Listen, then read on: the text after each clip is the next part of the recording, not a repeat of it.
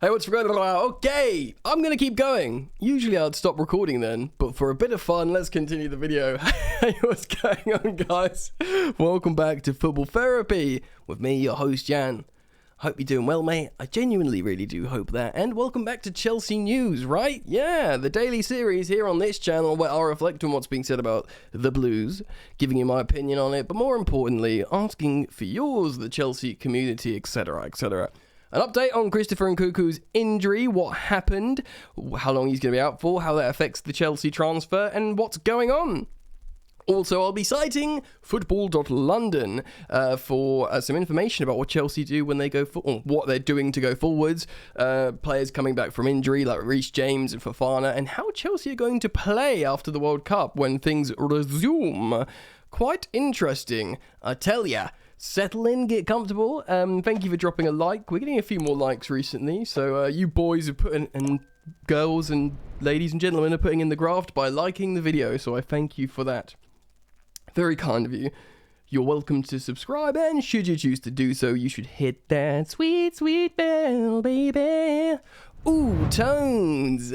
First of all, we're going to give you an update on Christopher Nkunku via Ben Jacobs, the CBS? Is he a journalist for CBS?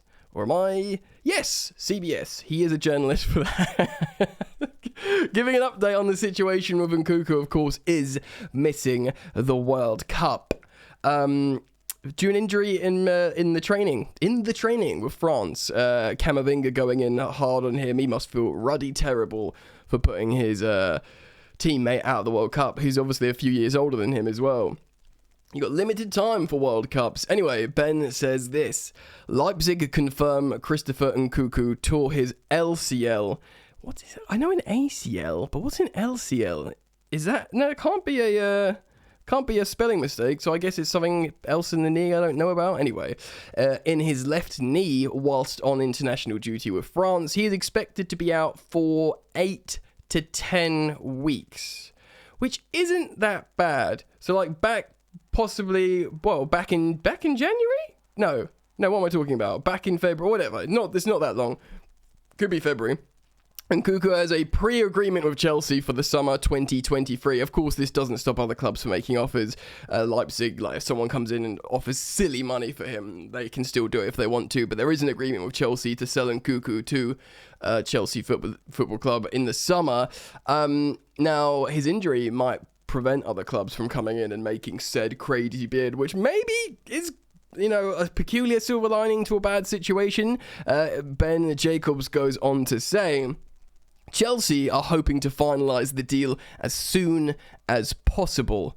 But a January transfer, of course, in just over a month's time, even before the injury, was always challenging because Nkunku and Leipzig's preference is not a mid-season move. But he says before the injury. I don't know if he's trying to infer here that now there's an injury and he just maybe is having feeling his mortality. He wants to secure a move maybe quicker. Who knows? There is scope, I think, for a January transfer. I know, well, the rumblings are Chelsea are going to be quite assertive in the January transfer window. They still want to sort of impose themselves, the new ownership and the new recruitment specialists on this team, and they feel like they need to do that more, so therefore transfers need to be done. Further discussions have been pushed off until after the World Cup, again, prior to the injury. So they said, look, we're going to keep talking about this, but I've got a World Cup to play. Of course, sadly, that's not the situation anymore for Christopher Nkunku. So Chelsea are just back at home in Cobham, twiddling their thumbs with their new super happy Avengers team of recruitment specialists, and Nkunku is presumably back in Leipzig on the medical table. You can watch the World Cup on TV, brother. In the meantime, why don't you come over down West London, or Cobham rather, and do some negotiating, and let's see if we can get a deal over the line. Let me know what you think. We are going to move on and talk about Reece James, Fofana, formations, Potter, moving forwards. So, comment down below on your Nkunku comments, or thoughts rather, and let's move on. Okie dokie, then I'm going to be referencing an article now from Scott Trotter on football.london. James return. Fofana question, Chelsea's best 11 if Potter refines new shape in World Cup break. Now, before we read this, of course Chelsea finished domestic football or paused domestic football in a pretty difficult shape.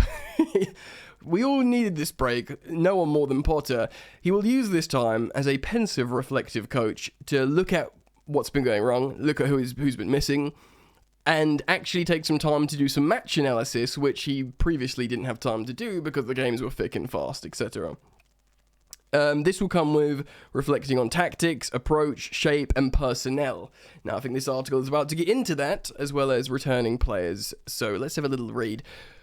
With 6 weeks between Premier League games and some time off, Graham Potter set out his plan to reflect and re-energise his Chelsea squad, so ready to take on Bournemouth, which is just that. I mean, Bournemouth have been playing well, actually, before the break.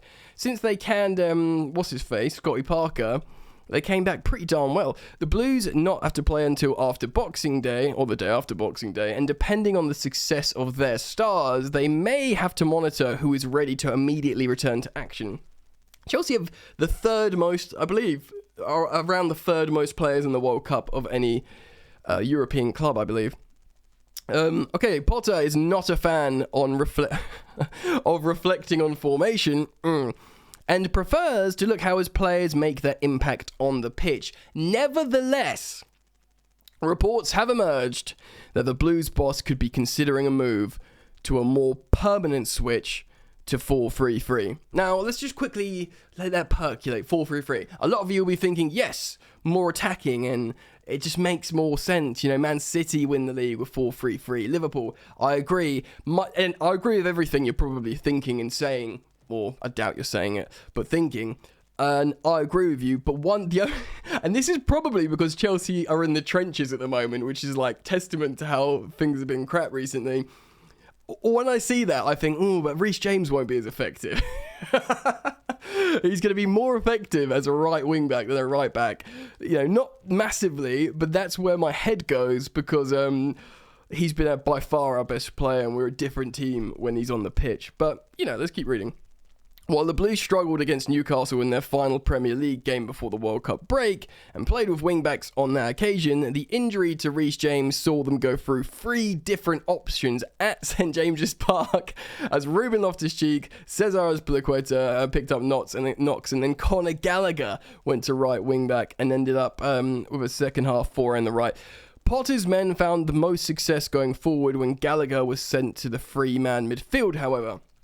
It makes so much sense. For a 3-man midfield, it's not a double 6, but the players that suit the number 8 over next to the CDM, Kovacic is a number 8, really, isn't he? Granted, he's not a goal-scoring 8, but he likes to receive the ball and link up and he goes forward. You know, Mason Mount is a self-proclaimed number 8. He's a number 8. Conor Gallagher is a number 8. Carney Chukwuemeka's has been played in the front 3, but he's probably like a number 8. You know, and all these players moving forwards, number 8s. They're what we have. You know, Zakaria has been played as a number 8, interestingly, at Chelsea in his limited time. But I think that's probably because maybe he's not trusted just yet to be that final man, like tactically. I'm not sure. But Chelsea have a whole host of number 8s. You know, lest we forget, when we signed Kai Havertz, and arguably when he played his best football for Chelsea, was under Lampard at that time when both him and Mason Mount were the attacking 8s. So, you know, Kai will probably tell you he wants to be a second striker, number 10. More than a striker, probably. But he was played there as well. Chelsea have a lot of players appropriate for that formation. So, with that said, Football.London looks at the players who can make up a team against Bournemouth. Should Potter opt his team around a 4-3-3? Now, let's see if we agree with this as a fun exercise. Kepa Arrizabalaga put forward a compelling case for Chelsea's number 1 keeper before his plantar fascia issue that ensured he was unable to travel to the World Cup.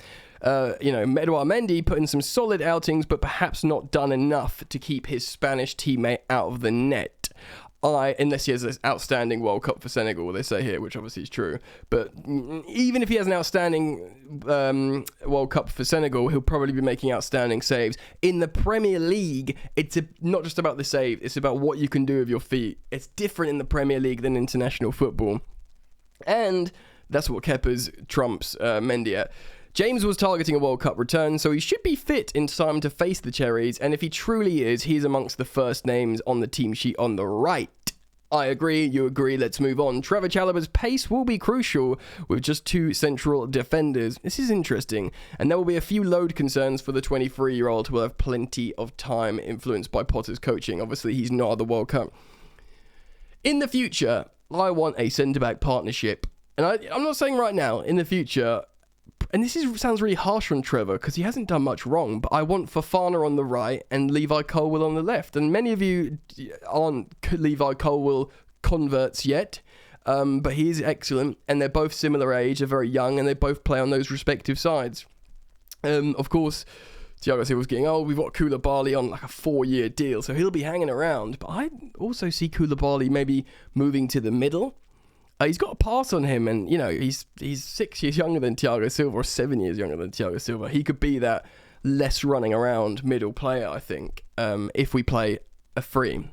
Choosing his partner will be difficult. However, Brazil's campaign will dictate how much rest Thiago Silva needs, while Kalidou Koulibaly could find himself in a similar predicament. There's a chance that Wesley Fofana is fit enough to return after Christmas, and that if he can prove that, he could become a real contender to partner Chalobah. I mean, that would be great. I guess Chalobah would be on the right, or you'd move Chalobah on the left, and then you'd play Fofana on the right, maybe, I don't know. Ben Chilwell is in a similar situation to Fofana, but having 3 players return from injury in the same match might provide a risk. So, Football.London says, when the Premier League commences again here, Marc Cucurella is the man. I don't necessarily know if he's been called up to the Spanish team, Cucurella. The former Brighton man will also be able to spend some time training with his teammates, gathering... Oh, there you go. So that sounds like Cucurella will be at the training ground, will be at Cobham with Graham Potter. Finding the right combination in the centre of midfield, this is the interesting part, of course, has proved difficult for the Blues. Each midfielder has strong qualities, but Chelsea often struggle to tick every box in their combinations. Potter will hope to dominate possession again against Brentford, and as a result, have some more freedom. It is exactly what I always say. Chelsea have talented midfielders, but the midfield always gets just completely dominated because it's like a puzzle that doesn't work. Really expensive pieces that just don't fit. Dennis Zakaria could be a contender given his ability to cover ground, with the World Cup being a key opportunity for him to find some fitness. While Jorginho can set the tempo, but he may find his pace exposed. Of course, Jorginho won't be at the World Cup because Italy aren't. Kovacic and Ruben Loftus-Cheek may have more success. We've got a lot of first-team players like Loftus-Cheek, Jorginho.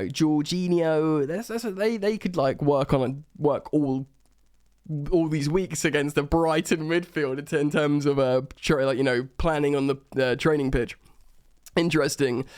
The Zakaria is funny because Chelsea might, as it stands, still be planning to send him back in January because they might want to buy a high-profile central defensive midfielder in the January transfer window. So if Zakaria does have a worldie at the World Cup, does that pose a question? Do we use him? Or do they think, no, we've seen something in training we don't trust, and he's not going to be our man? So we'll talk about the attack. Armando Broja and Pierre-Emerick Aubameyang will be battling it out for the responsibility of leading the Chelsea line. The latter has perhaps shown in the last few moments of class to convert chances and better overall form and fitness. Fitness? Aubameyang's got better fitness? I don't know about that. With 6 weeks to act as pre-season, he could be firing the new... Okay, cool. So, of course... I'm assuming Albania in the World Cup, so Broja will be there, but apparently Aubameyang isn't. So yeah, an opportunity for Aubameyang to get his head down after that Arsenal situation when he played really bad against Arsenal. There's still a finisher in there, isn't there? If Potter chooses to go with a 4-3-3, it would be refreshing to see Raheem Sterling given the opportunity in his perhaps most dangerous position. On the right flank, is that his most dangerous position? He's a left winger, surely. On the left, Christian Pulisic could be handed the opportunity as one of the few of the Blues attackers looking to carry the ball. I'm totally cool with Pulisic being given a chance. He's always looked better off the bench, but I'm absolutely an advocate of him starting. Interesting. Look, I want to put this out to you guys, man, because I sort of breezed through this article earlier, and I was like, yeah, I want to talk about this on the channel.